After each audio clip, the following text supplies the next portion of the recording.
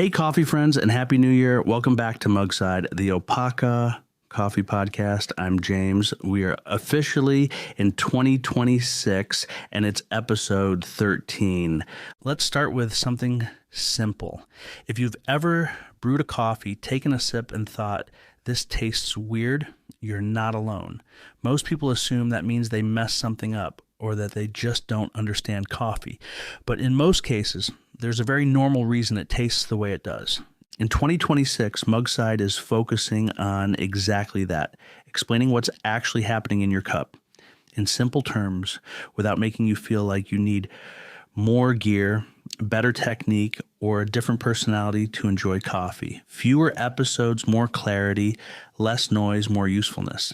Today's episode is about one of the most common reactions people have when coffee feels sharp instead of smooth, and how to make sense of that without overthinking it. And like always, Hope is here with me. Hello, James. Hi, everyone. So happy and excited to be here. It's our first episode of 2026, and I can't wait to explore every single episode with you all. I hope this year you can feel a deeper connection with your coffee and explorations. Going back to what James was talking about, this comes up constantly. People will say, this coffee tastes too sharp, or it feels harsh, or I think I just don't like acidic coffee. And almost every time, there's hesitation after they say it, and like they're waiting to hear whether that reaction is allowed. What's important to understand is that these words aren't technical. People aren't trying to describe chemistry. They're describing how the coffee feels when they drink it.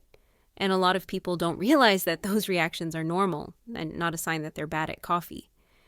Before we go further, let's make sure we're using the same language, because words like sharp, bright, and smooth get used a lot, and they can mean different things to different people. When we use those words today, we're not talking about tasting notes or professional scoring. We're talking about simple sensations. In my opinion, when we say a coffee feels bright, we mean it feels lively or quick, sometimes fresh, sometimes a little crisp. When we say a coffee feels sharp, we mean that sensation is more intense or pointed.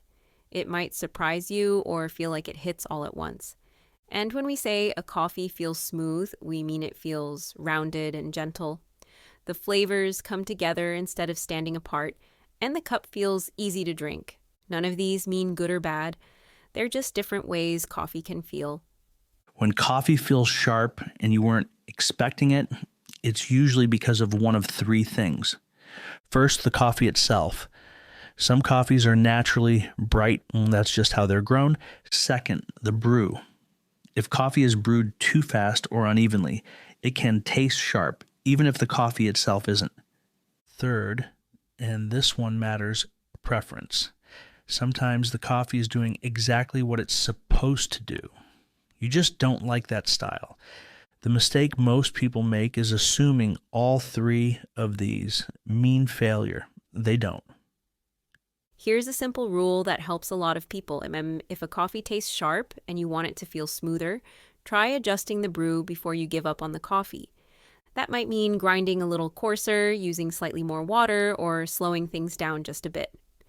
You're not trying to fix the coffee.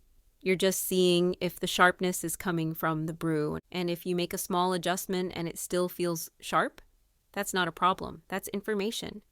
There's one reaction we haven't talked about yet that comes up just as often as sharpness, and that's bitterness.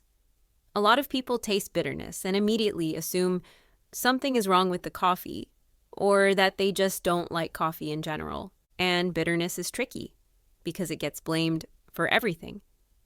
People will say, this coffee is bitter, when what they really mean is that it's too strong, too dry, or just not balanced the way they expected. What makes bitterness especially confusing is that it can come from a few very different places. Sometimes it's the roast, sometimes it's the brew, and sometimes it's just over-extraction, pulling too much out of the coffee too fast. That's why we recently put together a blog post called Why Coffee Tastes Bitter and How to Fix It. Not to overwhelm people with technique, but to help them figure out what kind of bitterness they're actually tasting and what to try before giving up on a coffee. Because just like sharpness, bitterness isn't automatically a flaw, it's a signal. And once you understand what's causing it, it's usually easier to adjust than people think.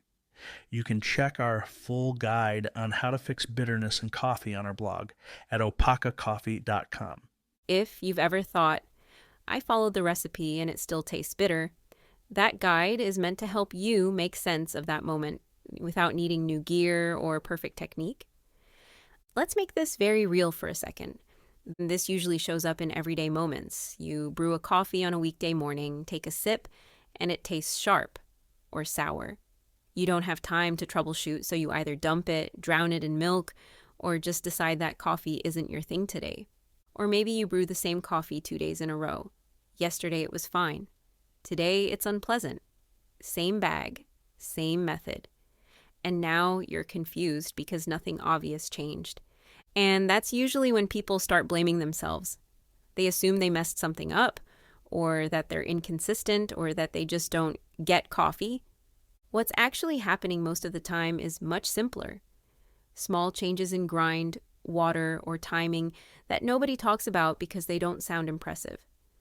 One thing that helps a lot is separating 3 sensations people often mix together: sharp, bitter, and sour. Sour usually feels thin and underdeveloped, almost like the coffee didn't finish brewing. Sharp feels more intense and pointed. It hits quickly and demands attention. Bitter feels drying and lingering, especially at the back of your mouth.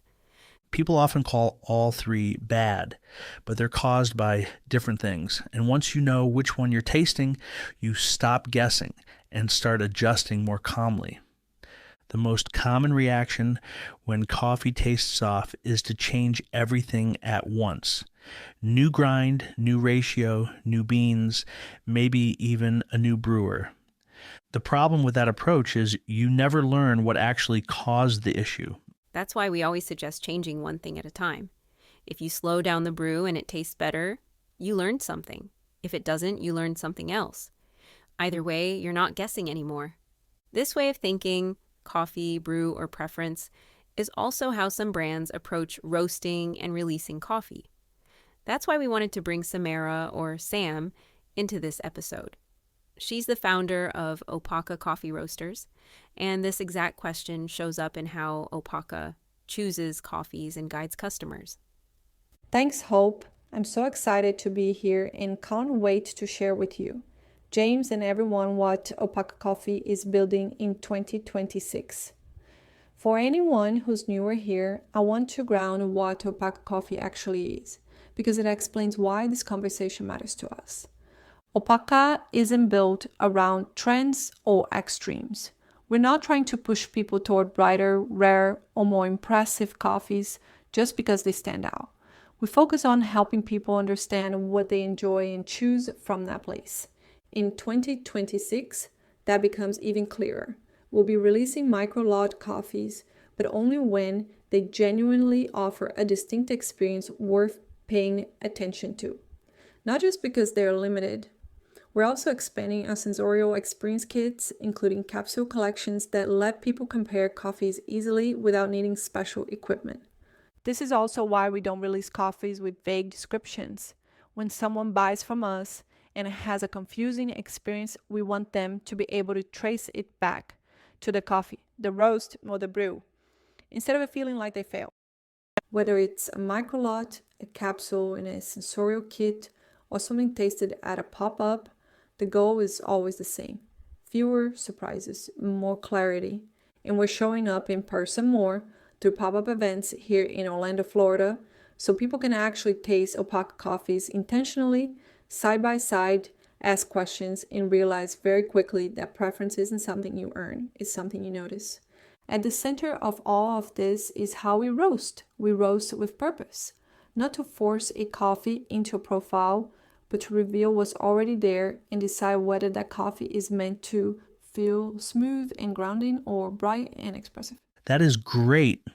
You know, what stands out to me and what I like about Opaqa is that this isn't about telling people what to like. It's about helping them stop second-guessing themselves. Exactly. You said everything, James. When people understand why something tastes the way it does, they relax. They stop chasing answers and start noticing patterns. And that's when coffee becomes easier, not more complicated. So let's be very clear. If you prefer smooth coffees, you're not behind. You're not missing a step. And you're not supposed to work your way up to sharper coffees someday. Some people enjoy brightness, others enjoy comfort. Neither one is better. If this episode helped you make sense of something you've been tasting, we've put together a guide that walks through these ideas in a simple way. You'll find it linked where you're listening, or you can check it out on our blog at opaqacoffee.com.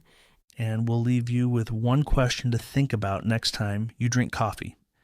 When it feels too much, what do you notice first? Sharpness, bitterness, or dryness? That answer tells you more than you think. Thanks for being here with us. Here's to a year of coffee that feels easier, no more complicated. Until next time, keep sipping.